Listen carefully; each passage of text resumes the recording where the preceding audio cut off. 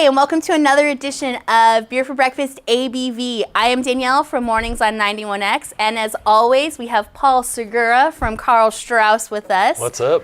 And this week, we brought on Bitter Brothers. So I've got Corey, part of sales and events, and then brewmaster, head brewer, Tucker. So what's up, guys? Hi. How's it going? Welcome Thanks for having us. back. Yeah, thanks for having us. Yeah. It's been about a year since Bitter Brothers was on. been You about guys a year. came on for your 1-year anniversary last year. So that means 2 years is 2 right around the years. corner, 2 right? years right around the corner. I think it's Awesome. been less, though, since he's been on. Perhaps. Yeah. I've been on with the society, about a year, a little over a year ago. Okay, Yeah. so it's about time that we all came back together, guys. Well, welcome. Yeah. So what are we starting out with? Little Brother. So it's our Citra Wheat IPA, session IPA. I like this beer. Yeah. I've had it in the tasting room, which is a great tasting room, by the way. Thanks. And where is your tasting room located? We're located on Marina Boulevard. So it is just west or just east of PB, Pacific Beach on Marina by the big original Costco. Okay. So we're on the same street as the Costco. All right. Yeah. So not too So that- far away from your guys' It's No. on the tasting next room. street. It's on the Yeah. just on the other side of If the we parallel could get street. directly there, it would be nice, but there's this thing called a train track. Stupid We should train. put like a zip line or something over Yes. the train tracks so we can should. go back and forth. So that area is called, I think, Bayho. Or Bayho. Yeah. Bayho, yeah. Which is one of the many names in San Diego. When you go, we're in Bayho, they're like, okay. No clue where that's at. Where's that? Yeah, 4170 is our actual address. 4170 Marina Boulevard. Okay, so look a for the good hint. Costco. Yeah, and we have a Yeah. giant arrow that's a big orange arrow that says beer here. So when you're passing by, if you see the arrow, that's where the brewery actually And is. it's dog friendly. So It you is can bring dog friendly. Marilyn. Ooh, Marilyn does love herself a tasting room, that's for sure. All right, well, let's try these, guys. Cheers. Cheers.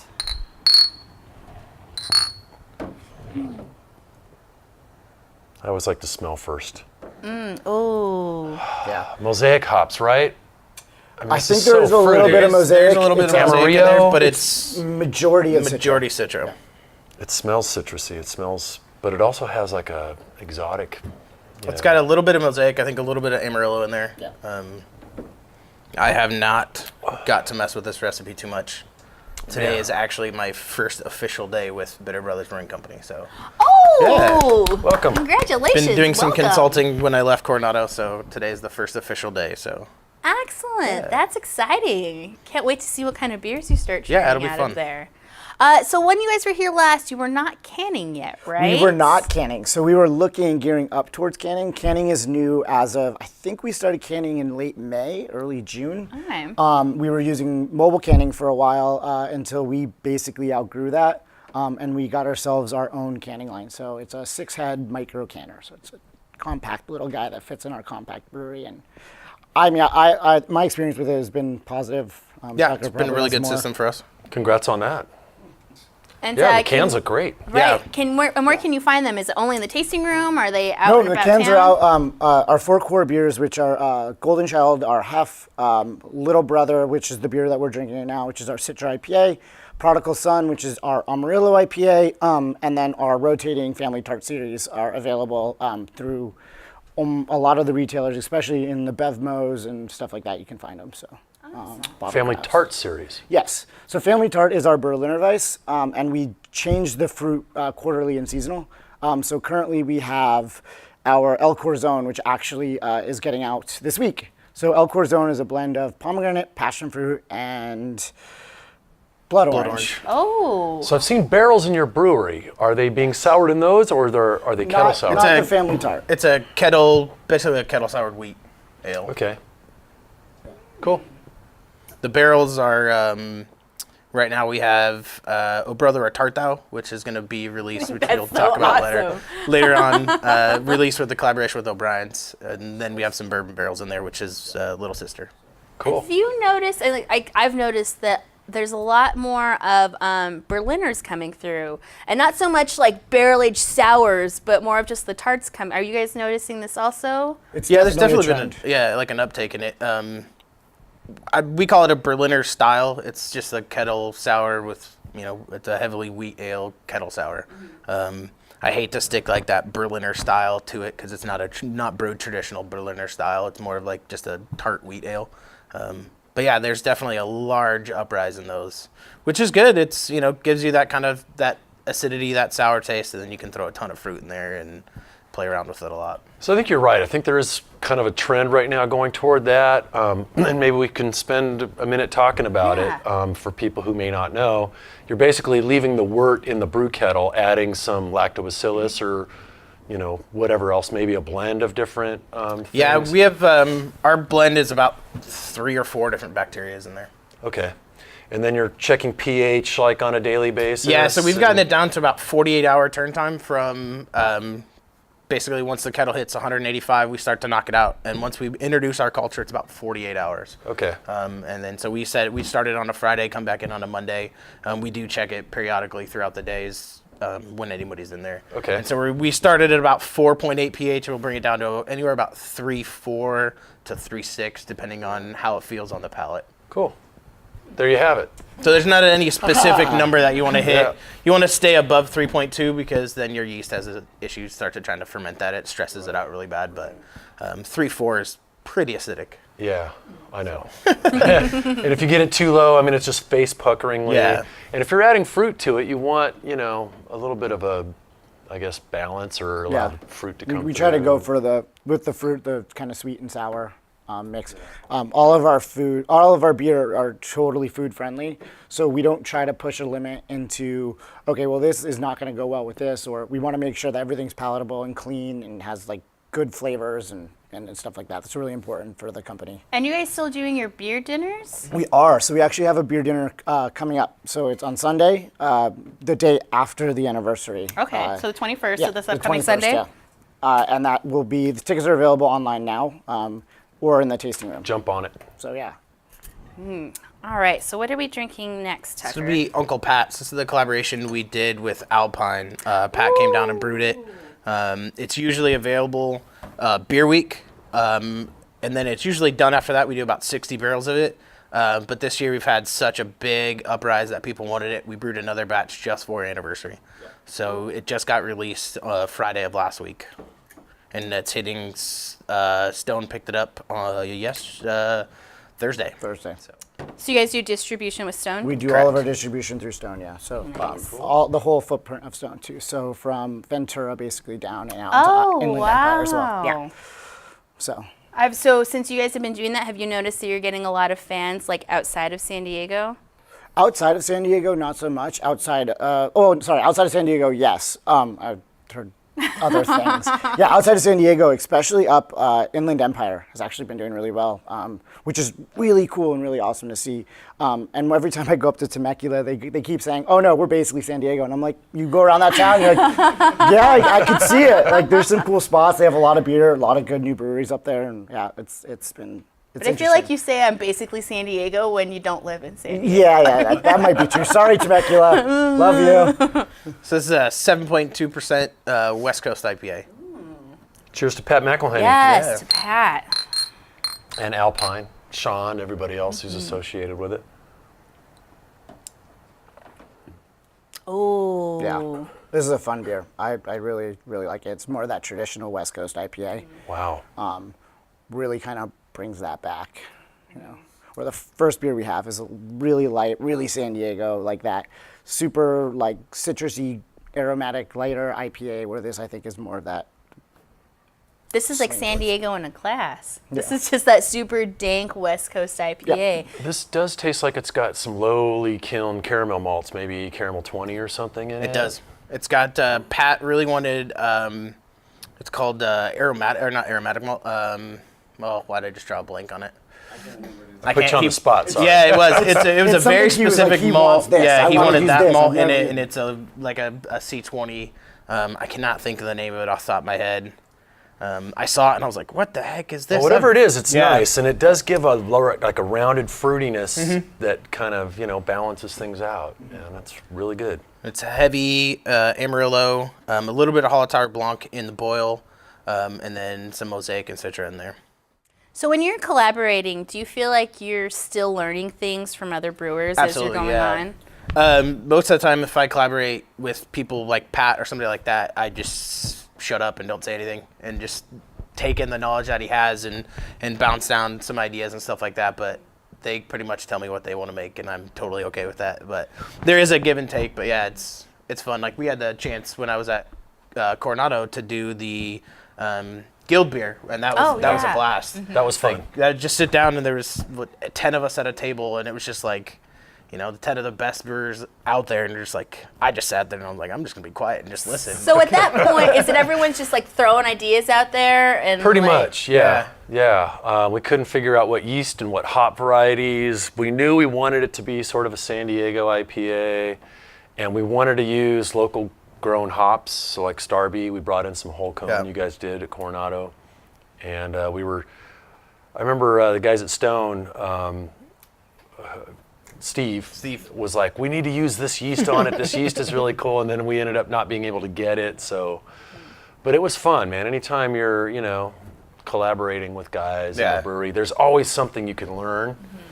Yeah, there's always wealth of knowledge, and everybody has a different feel and a different approach of brewing. So it's always cool. You have one guys that are really stuck on certain malts that they love, and another guy's like, that malt's disgusting. Like, but, it works out, and you just, everybody has their own things they love, and that's the best part about collaborating is I might not know this malt, like, the one that Pat used. I've never used it, but he's like, I love this malt, and we're like, all right, let's put it in, so. So will you use this malt now that you see what it can do? Only in Uncle Pat's. Only in Uncle Pat's, okay. It's not a malt that I'm used a lot, and so we'll use it there, and if I like the flavor of it, but I have other malts that I'm more fond of. Now, this is a fantastic beer. It is, yeah.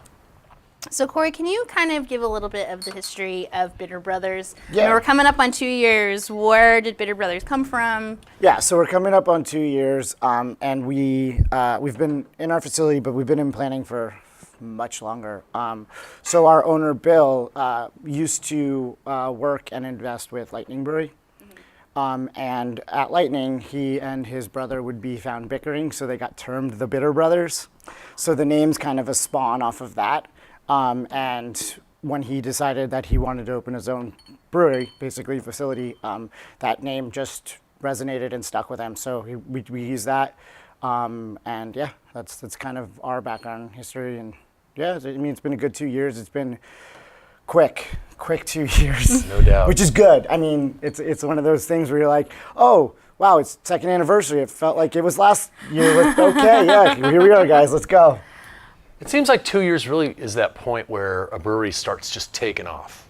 And we've noticed that. Yeah. We've noticed that for sure, especially on the sales side. Getting the full range distribution, cans have been immense. And yeah, we've noticed that we're gaining traction and moving, and it's been good. But I agree. I think 2 years is a good, when people start to recognize the brand. Right.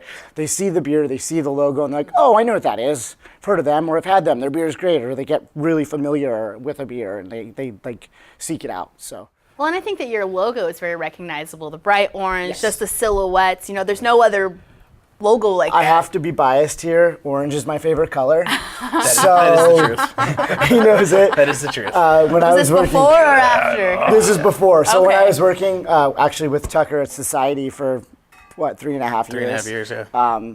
I was helping doing some of the merchandising there, and I snuck in a bright orange shirt, which Travis, one of the owners of Society, hates. And it's my favorite thing to put it on and walk into the tasting room like, hey, I'm wearing bright orange, and it's like blinding orange. Doesn't it have yellow writing on it too? Yes, so it it's has just neon yellow. neon yellow and bright orange. Hazard Yeah. yellow writing. It's the best. Oh. So it only made sense that you go to the place that their logo was Apparently, orange. yeah. I don't know if I've ever seen Travis really kind of get upset over anything. He's kind of a mellow dude, doesn't say a whole lot. He's quiet. I cannot say that. Well, But I brewed for him, so. It's not an upset. It's one of those, he just shields his eyes when he sees it and just no, just. Blinders. Well, speaking of your first anniversary, this was the first anniversary beer, right? Yes, this was the beer from the first anniversary, which is an Imperial Stout aged in, I think it's double oak Woodford Reserve barrels. Okay. And this is Little Sister, This correct? is called Little Sister, yes. You can smell the oak and bourbon coming off of that from 3 inches away. Right. Well, as I was pouring, I was like, whoa. Super That aromatic. smells delicious. So this was last year, so what's this year's going to be? This year's is a black forest cake version, so it's going to be cherries, cocoa nibs, and chocolate. Oh, and that will be released for the anniversary That'll this be week? released for the anniversary, yeah, and we'll have bottles on sale on the sale, anniversary, and we'll be doing a couple other things with a few other different bottles and ideas we have going on. So we'll have a bourbon barrel aged version and then non-barrel aged version available both in the tasting room that day. Oh, so what else is going on for your anniversary? It's this Saturday So it's this at Saturday, the tasting room. Yeah, so it's this Saturday, and we are open normal hours, so it's 12 to 9. But we will have our bottle release then. We're gonna have the family tart we talked about. We'll have all 4 of the varieties plus an additional one at a separate bar. The additional one is cranberries. So that's really cool. We did it last year. It was a big hit, so we're gonna bring that back. We're also doing glassware. So this glass here, actually, it's gonna be That's a pretty rad glass. And that's for the beer we're drinking, right? That is for the It's got the little for this sister on year's the front version. of it. Yeah, that's gonna be the logo for this year. And yeah, so that'll be a $5 glass, and then every pour therefore after you get $1 off into that glass as well. So Well, that's a cool glass in general. yeah. That glass would take these aromatics and just funnel them right out, right up into your nostrils, man. so- That's just It's kind of a cool perfect glass deal, for and this it's kind gonna of be it's a really good deal. It's gonna be a fun day. We have massive food truck coming out, so they'll be doing food for us. sausages. Yeah, and if you haven't had their food, you should, and it's amazing. And this is a good opportunity. Come So by. good. Yeah. We will have bottles of first year release, so what we're drinking now, and bottles of second year available. So This is a beer I could lay down for a few years. I mean, it tastes really, really nice right now. And I believe the bottles are $20. So. That's reasonable. 20 for this year, for a big 30 bottle like that? Yeah, I think nice. with a combo, I think we're doing a combo of $50 for the 750 of last year. This year's is going to be a 500, so we're dropping down the size a little bit. Nice. Well, this is phenomenal. This is a great beer. I get a ton of cocoa. It tastes like it's got some, like, mature cherries or something in there. Yeah, it's too. from the coffee. I don't know too much about the coffee that was in there, but I actually saw the guy today when I was leaving the brewery, and I was asking him, and he said that the coffee that they used was kind of more of like a fruited aroma kind of coffee. So I think that's where we're kind of I getting think that, that's where like, you get that hint. picking of up that cherry, plus a cherry. little bit of oxidation from the barrels and stuff like that, kind of added to that like sherry notes and like a little bit of cherries. Well, and right stuff. down Marina from you guys is Bird Rock, so it might have Yeah. been Bird Rock. It was No, it's Argidiacono. Argi- So yeah. Argidiacono is actually a local. They're in our like building suite, and they do their own. I think it's a 7-bean Italian espresso roast. That's what they're kind of known for. They're in a bunch of different like restaurants. They kind of do restaurant suppliers, and they supply us with all of our coffee. And they're really good friends of the brewery. Really Nice. cool guys, and their espresso is really good. So So you trade coffee for beer once in a while? He's got a knack of when we're all hungover at the brewery, he shows He up. just with- knows. Yeah, he just knows. he's just like He just shows up with a giant carafe of coffee, and we're just like, I That's love excellent. you. or he'll drop off like basically the brewer's yeast thing full of cold brew. Cold brew, yeah. And we're all like, Gallon yes. cold brew. Yeah. This is the best thing ever. Yeah. So yeah, we use him on basically our little sister, and also Next of Kin, which is our golden stout, nitro stout. Oh, yeah. We use his coffee on that as well. Excellent. all kinds of crazy stuff going Yeah. on there. Very cool, guys. Growing up in a year. I know. Look at you. I Pulling know. out all the tricks. You've done a lot in a year. So, website. Website bitterbrothers.com, and you can get you can see more information about the anniversary event this weekend for that, and also get tickets for our dinner, which is Sunday. And we have, I think it's five chefs. chefs, local Wow. chefs coming in and Oh. doing Excellent. it. So it's going to be super awesome. And if you're at the dinner, you can get 2 bottles with one being half price. Nice. So, yeah. solid deal all the Yes. way around. Yes. Awesome. And the dinners are fantastic. And they're fantastic. They're fantastic. And all the profits from the dinner go to Feed San Diego. Feeding San Diego. So last year we Yeah. did. Bonus. Last year, Bitter Brothers gave about I think a 20,000 meals, so we're gonna try to double that. Yeah, we had 20,000, I believe, last year to Feeding San Diego, and the Feeding San Diego, America San Diego chapter people come in as well, and it's great. I mean, you get a good dinner at a good price. You can go home with a bottle, and you're basically supporting a charity. Like how I do you love not that. go to a? It's a win-win all the way around. And it man. stays in San Diego. And it stays in San Diego. Feeding San Yes. Diegans. That's Yes. huge. That's awesome. Awesome, guys. Well, you're on all the social media also, right? We're on all the social medias. It's at Bitter Brothers Brewing, believe, for Instagram and Facebook. Facebook. Awesome. Well, happy 2-year anniversary. Thank you. Thank you, Corey. Thank Yeah. you, Chucker. Make sure you get out there this weekend for their 2nd anniversary cans. You can go find those at any of your major favorite beer places, K&B, Bevmo, I'm Yep. sure all those great All places. of them carry it. Yep. Awesome. Well, as always, thanks, Paul. It's been fun. Yeah. And thank you for watching another edition of Beer for Breakfast ABV. As usual, this is on every Tuesday night on Facebook, and then you can find it at 91x.com. Thanks, guys. Cheers. Cheers. Yeah.